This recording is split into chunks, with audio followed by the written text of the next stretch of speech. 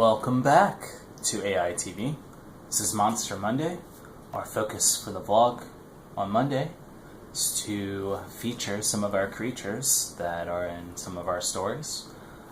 In later videos, I even plan on promoting with other studios that I've been writing some stories for that also have a fair share of creatures. However, for now, I wanted to focus on Knuckle Draggers and our side story, The Garden of Forever. Pretty much give you guys a setup and just dive a little bit into some of our creatures and explain their stories just a tiny bit and leave you with that. Just something to wet your whistle. So with Knuckle Draggers, in this post-apocalyptic universe, thousands of years into the future, humanity has been surviving a lot of this time in deep underground military bases. They come above ground finally, start to repopulate. We'll say it's close to 200 years before our actual story starts, so they've had some time.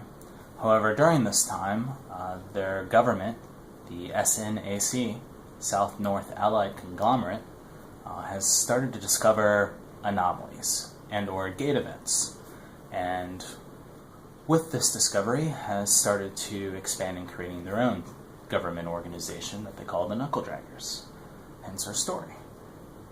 So, something else that the Knuckle Draggers are doing, especially the characters that we focus on in our main arc, is protect this extra-dimensional prison where there is a lot of these anomalous creatures and technology that isn't exactly safe to have on Earth or really any reality.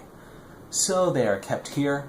They are safeguarded by the Knuckle Draggers, some of the best. Evangeline is one of the wardens who keep up with some of these creatures and is responsible for a lot of our main characters in the Garden of Forever, for them even being there. So that'll be fun. So essentially the Garden of Forever is a big spotlight on this crazy prison and explaining some of it and going into more details about these different alien races and extra-dimensional beings and spotlighting more of the universe. So in that regard, this is some line art that I got from Odd after I told him about the story and gave him some of my own concept designs. They were very rough sketches at the time, and he turned them into some pretty awesome sketches, which I then took some colored pencils and I colored them. And that's how it turned out. I'm not happy with it, but at the same time I'm not disappointed in myself. So I learned some blending. I don't have a lot of options with the pencils, but I dig it. And I will definitely try again. So, for example, I'm sure you guys, some of you might recognize this little critter here, Satan. I'll go a lot more into details about Satan in this universe as I get more concept art for him. But I have a story worked out, and I have a lot more story to work out. He is going to be a main antagonist within the garden. So we'll be seeing a lot of his shenanigans. Another prisoner within the garden is Spax. Spax is part of a hive race that exists somewhere in this dimension, deep space.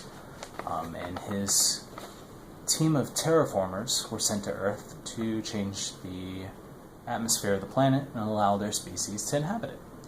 However, when Spax here entered the atmosphere, he went insane, murdered his crew, turned them into cyborgs, and attacked the Knuckle Draggers base. For what reason, we do not know, and has essentially been a prisoner since.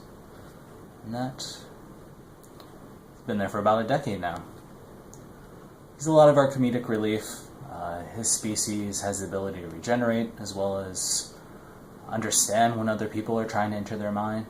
For Spax here, he's especially good at that since he's been a member of this hive mind race for forever, and these last 10 years he's had no access to them whatsoever. So he definitely knows when you're inside his head. He's also able to regenerate. He's got these extra scissor-like appendages, antennae, if you will, on the top of his head. He has 4 arms, as well as 4 of these tinier insect-like appendages on his body, 2 legs, He's able to regenerate. I don't know if I said that already, but I've done this video a few times, and I'm just trying to not make it terribly long. So moving on, another inmate that we have to focus on here is It. It here, not a lot known about it. It is an extra-dimensional being. It has been in this garden for less than a year. Hasn't been very long. The only thing I can really tell you about it is that it's a mystery. And that it has some pretty awesome psychic powers, which we'll all get to see as shenanigans are aplenty. And he is another antagonist, if you will, that we'll be seeing a lot of in story arc number 1. Our two staffers that I have here, we have Brody. He is a clone. He is, we'll say, one of the more original super soldiers. He was an attempt to make a lizard man, essentially. He has the ability to regenerate. He himself has been encoded and or trained for quite some time to be a close combat specialist. He uses knives, swords, and he's really hard to kill. So he's a pretty good staffer to have around, somebody to have at your back. So we'll be seeing a bit of Brody and go more into his story and possible origin story spotlights that I'm hoping to do, or we may just see more of him in the Garden of Forever, and that's how I tell his story. We'll see. Last guy I have here, this is Steve, or better known as Pantsless Steve. Pantsless Steve likes to run around in just a Hawaiian shirt. No one knows why, it's what he does. Steve here is mostly just basic instincts and meat. He is a lab job patched together by scientists using information from thousands of years worth of research. He's been given just your basic instincts and some motor skills. He's mostly used to feed some of the more psychic anomalies that are in the prison or the garden, and to beat face. And that's what he do. We'll be seeing a lot more of Steve as well. He's kind of in it for the long haul. And yeah, that's it.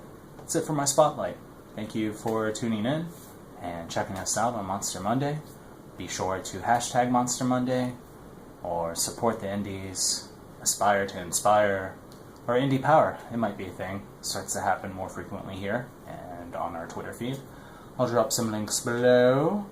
But other than that, thank you again.